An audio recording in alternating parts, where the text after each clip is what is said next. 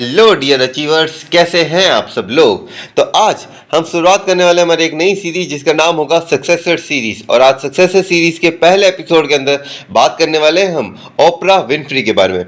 ओपरा Winfrey दुनिया की सबसे ताकतवर महिलाओं में से एक, जिनका जन्म 1954 में मिसिसिपी के एक अविवाहित महिला के घर हुआ था। यानी कि जब उनका जन्म हुआ तब उनकी माँ की शादी नहीं हो रखी थी। उनकी माँ ने उन्हें बचपन में ही अपनी नानी के घर छोड़ दिया और उनसे हमेशा हमेशा के लिए दूर चली गई। सोचो, ओपरा के पास ना ही माँ का प्यार था ना ही बाप का सहारा। जहाँ ओपरा को 14 साल की उम्र के अंदर उनके रिश्तेदारों ने उनका बहुत ही बेरहमी से रेप किया, जिसकी वजह से ओपरा 14 साल की उम्र में ही प्रेग्नेंट हो गई थी और कुछ समय बाद उनके बच्चे की भी मृत्यु हो गई थी। एक बार सोच के देखो, जहाँ 14 साल की उम्र के अंदर बच्चे हंसते खेलते हैं, मस्ती मजाक करते हैं, आपस में अपने फैमिली के साथ टाइम स्पेंड करते हैं, उस उम्र के अंदर इस छोटी सी बच्ची को क्या कुछ सहना पड़ा होगा। हाई स्कूल के दौरान उन्होंने एक रेडियो कंपनी में काम किया और 19 साल की उम्र के अंदर ही उन्होंने एक लोकल इवनिंग शो में एक को एंकर बनने का मौका भी उन्हें प्राप्त हुआ।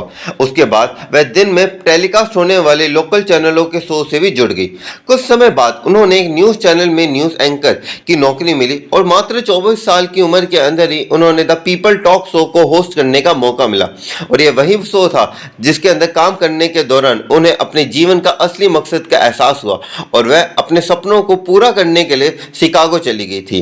कुछ सालों की मेहनत के बाद आखिरकार 32 साल की उम्र के अंदर यानी 1986 के अंदर उन्होंने द ओपरा विनफ्री शो की शुरुआत की। और यह वही शो था जिसमें ओपरा की जिंदगी बदल दी।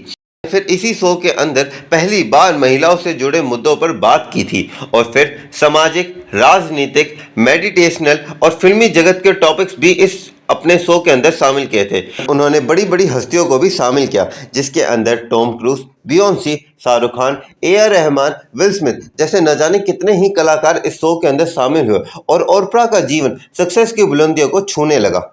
और इसी के साथ समय के साथ साथ उन्होंने अपनी खुद की प्रोडक्शन कंपनी की भी शुरुआत की थी। 2013 के अंदर उन्हें प्रेसिडेंशियल मेडल ऑफ फ्रीडम यानी कि अमेरिका का सबसे बड़ा सम्मान भी उन्हें सम्मानित किया गया था। और आखिर के अंदर 2020 में फोर्ब्स के अनुसार उनकी कुल संपत्ति करीबन 2.6 बिलियन डॉलर्स यानी कि अगर मैं इसे भारतीय रुपए के अंदर बताऊं तो यह करीबन 30,000 करोड़ रुपए बनते हैं। जरा आप भी एक बार सोच के जरूर देखिए।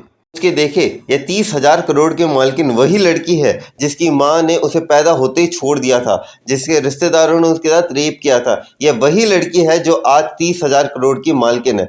ओपरा ने अपने जीवन के बुरे दौर से निकलकर खुद को मजबूत बनाया और अपने दुख और अपने साथ बीती हुई बुरी घटनाओं पर ध्यान न देकर अपने सपनों को पूरा करने के अंदर लगी रही और खुद को एक प्रभावशाली व्यक्ति बनाया और जीवन में सकारात्मक परिवर्तन लाकर सफलता की बुलंदियों को अच्छे से छुआ। विनफ्री कहती हैं कि be thankful for what you have and you will end up having more.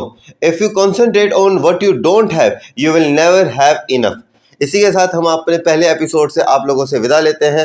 आशा करते हैं कि आप लोगों को हमारा पहला एपिसोड बहुत पसंद आया होगा। अगले एपिसोड के अंदर बात करेंगे एमिनसन यानी कि द रैप गॉड के बारे के अंदर। तो इस चैनल को प्लीज सब्सक्राइब कर लीजिएगा। तब तक मैं मिलता हूं आपसे अगले एपिसोड के अंदर।